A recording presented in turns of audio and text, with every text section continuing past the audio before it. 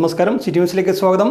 October 2 നടക്കുന്ന മേലെ ചൊവ്വ ഫ്ലൈ ഓവർ നിർമ്മാണോദ്ഘാടന പരിപാടിക്കായി സംഘാടക സമിതി രൂപീകരിച്ചു. ചൊവ്വ റൂറൽ ബാങ്ക് ഓഡിറ്റോറിയത്തിൽ നടന്ന സംഘാടക രൂപീകരണ യോഗം രജിസ്ട്രേഷൻ പുരാവസ്തു വകുപ്പ് മന്ത്രി രാമചന്ദ്രൻ കടന്നപ്പള്ളി ഉദ്ഘാടനം ചെയ്തു.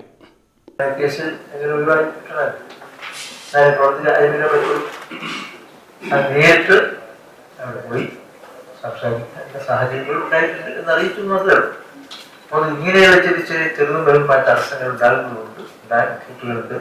അതുകൊണ്ടാണ് ഇത്രയും അല്പം താമസിച്ചു പോയത്.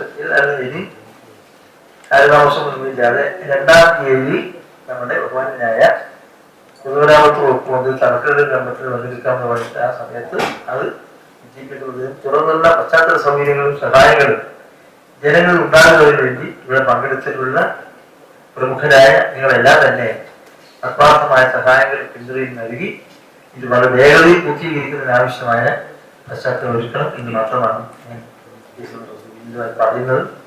പറഞ്ഞതുകൊണ്ട് ഈ ഔപചാരിക ചടങ്ങുകളുടെ ഉദ്ഘാടനം. കണ്ണൂരിലെ ഗതാഗത കുരുക്കിന്റെ പ്രധാന കേന്ദ്രമായ മേലെച്ചൊവ്വയിലെ കുരുക്കഴിക്കാനുള്ള ഏറെ നാളത്തെ പരിശ്രമത്തിനാണ് സാക്ഷാത്കാരമാവുന്നതെന്ന് മന്ത്രി പറഞ്ഞു. ഇതിന്റെ തുടർച്ചയായി കാൾടെക്സ് ജംഗ്ഷനിലെ 138 കോടി രൂപയുടെ ഫ്ലൈ ഓവറും 738 കോടിയുടെ സിറ്റി റോഡ് ഇംപ്രൂവ്മെന്റ് പ്രൊജക്ടും യാഥാർത്ഥ്യമാവുന്നതോടെ കണ്ണൂർ നഗരം വലിയ വികസന കുതിപ്പിന് സാക്ഷ്യം വഹിക്കും. ജനകീയ പങ്കാളിത്തവും സഹകരണവും ഉണ്ടായാൽ ഏത് പദ്ധതിയും വേഗം പൂർത്തീകരിക്കാൻ കഴിയുമെന്നും മന്ത്രി പറഞ്ഞു. Kannur corporation councillor CM Padmaja അധ്യക്ഷയായി.